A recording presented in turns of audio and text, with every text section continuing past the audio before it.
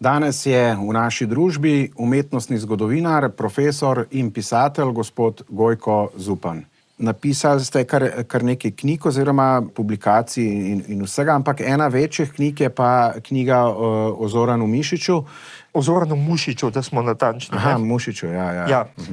Zoran Mušič je bil edini slovenski umetnik druge polovice 20. stoletja, ki je v resnici uspel tudi izven Slovenije. Ker sem se jaz pripravljal na ta najin pogovor, sem prišel tudi do ene informacije, do enega podatka, ki je verjetno neznana večini naših gledalcev, in sicer, da se je tudi Adolf Hitler ukvarjal s slikarstvom. Zdaj, ko gledamo neko umetniško delo, a lahko ločimo avtorja od njegovega dela? Težko. Samo eno je ukvarjati se s slikarstvom, eno je se pa razviti v umetnika, ne?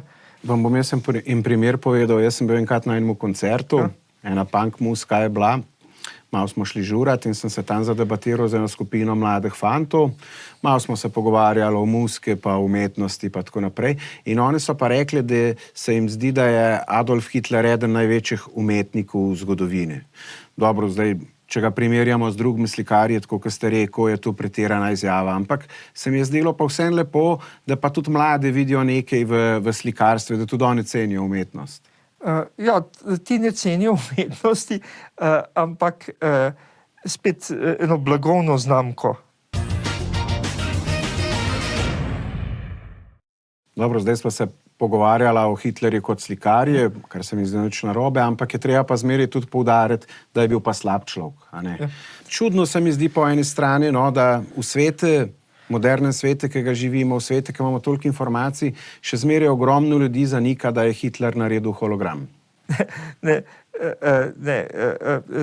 Tle gre bolj za tiste stvari, ki so vezane na holokaust. Če pobiješ 6 milijonov Židov, zame si kriv za hologram, sorry, tako to je, ne? Holokaust. Hologram kot največja grozota druge svetovne vojne. Holokaust. Aha. Hologrami so posebne tehnike. Sem zamešal, so take podobne besede, mogoče dosti ljudi to tudi zamenja. A mogoče vi lahko razložite na hitro samo ta dva pojma, da ne bo kakšne zmede, da ne bomo... Ja, holokaust ali šoa, kot mu pravijo, gre za pogrom nad vsemi tistimi ljudstvi, za katera so razglasili, da so neka nižja rasa. In pravi omaž tem žrtvam je Promušič. Z njegovimi serijami. Je naredil tudi hologram. Ne, tle gre za, bi rekel, spomenik holokaustu. Jaz mislim, da bi bilo pametno, da ta hologram zbrišete, pa popravite v holokaust.